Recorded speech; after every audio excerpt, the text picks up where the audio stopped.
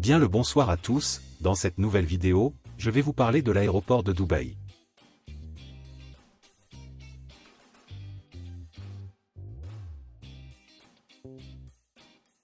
Sa construction fut ordonnée en 1959 et il ouvrit officiellement le 30 septembre 1960.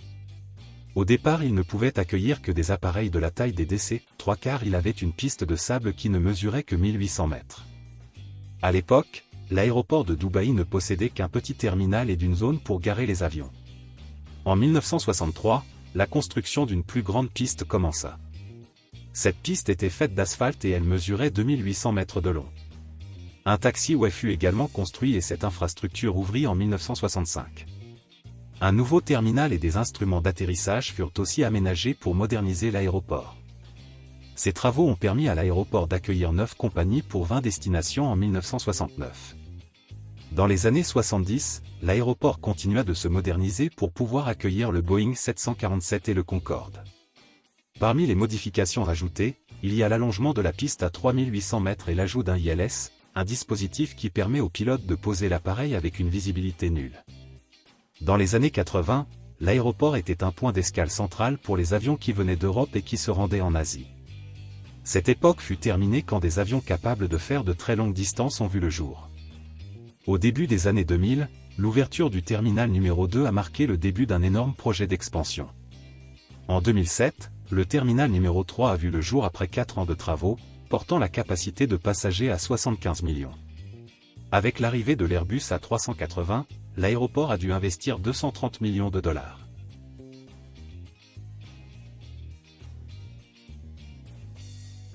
L'aéroport de Dubaï est un carrefour mondial où des millions de passagers transitent chaque année. En 2024, il a accueilli un record de 92 millions de voyageurs, confirmant son statut de deuxième aéroport le plus fréquenté au monde. Ce trafic impressionnant est porté par la position stratégique de Dubaï, qui relie l'Europe, l'Asie, l'Afrique et l'Australie en quelques heures de vol. L'aéroport de Dubaï est avant tout un aéroport de correspondance. Plus de la moitié des passagers ne font qu'y transiter avant d'embarquer pour leur destination finale. Grâce aux vagues de vols organisées par les compagnies, les passagers disposent de nombreuses options de connexion avec des temps d'escale optimisés. Chaque jour, des milliers de voyageurs atterrissent à Dubaï pour repartir quelques heures plus tard vers des villes comme Sydney, Londres, Bombay ou New York. Le profil des passagers à l'aéroport est extrêmement varié. On y trouve des touristes en route vers les plages et les gratte-ciel de Dubaï, des voyageurs d'affaires profitant de la position centrale de la ville pour leurs meetings internationaux, mais aussi de nombreux travailleurs expatriés, notamment d'Asie du Sud, en transit vers le Golfe ou d'autres régions du monde. Avec 272 destinations dans 107 pays, l'aéroport de Dubaï est l'un des plus connectés au monde. À chaque instant, des dizaines de vols décollent et atterrissent, transportant des passagers aux origines, cultures et objectifs de voyage très divers. C'est cette immense diversité qui fait de l'aéroport de Dubaï bien plus qu'un simple aéroport, un véritable point de rencontre entre les continents. 2 compagnies l'utilisent comme hub. Il y a bien sûr Emirates, et il y a aussi une compagnie low cost nommée Fly Dubai. Cette compagnie n'opère que des Boeing 737 et elle a commandé des 787.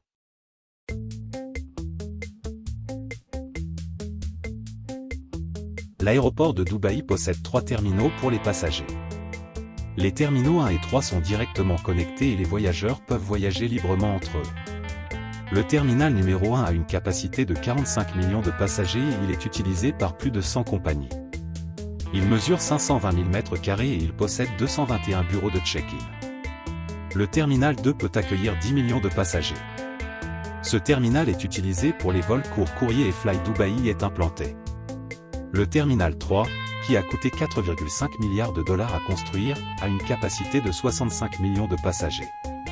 Ce terminal peut accueillir jusqu'à 27 Airbus A380 à la fois. Évidemment, c'est dans ce terminal que Emirates s'est implanté. La compagnie partage ce terminal avec Qantas et United.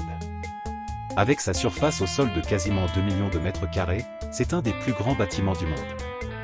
L'aéroport de Dubaï possède aussi un terminal cargo, qui est très utilisé par la filiale Sky Cargo d'Emirates. L'aéroport dispose de 2 pistes parallèles de 4000 mètres chacune, capables d'accueillir les plus gros avions du monde, comme l'Airbus A380. Grâce à une gestion optimisée du trafic, ces pistes permettent un flux constant de décollage et d'atterrissage, assurant une capacité maximale.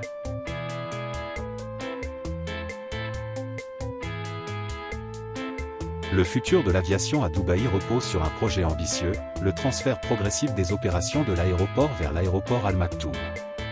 Face à la saturation de l'aéroport actuel, qui a atteint un record de 92 millions de passagers en 2024, les autorités ont décidé d'accélérer le développement de Al Maktoum, situé à environ 40 km du centre-ville.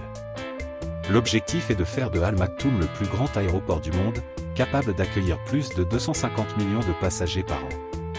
Sa conception prévoit 5 pistes parallèles, des terminaux ultramodernes et une infrastructure pensée pour accueillir la nouvelle génération d'avions. Emirates et Fly Dubai devraient progressivement y transférer leurs opérations, permettant à l'aéroport de réduire son trafic avant une fermeture éventuelle à long terme.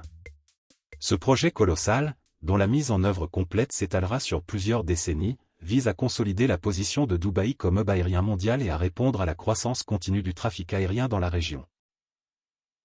Merci d'avoir regardé la vidéo, si elle vous a plu vous pouvez vous abonner et liker. A plus.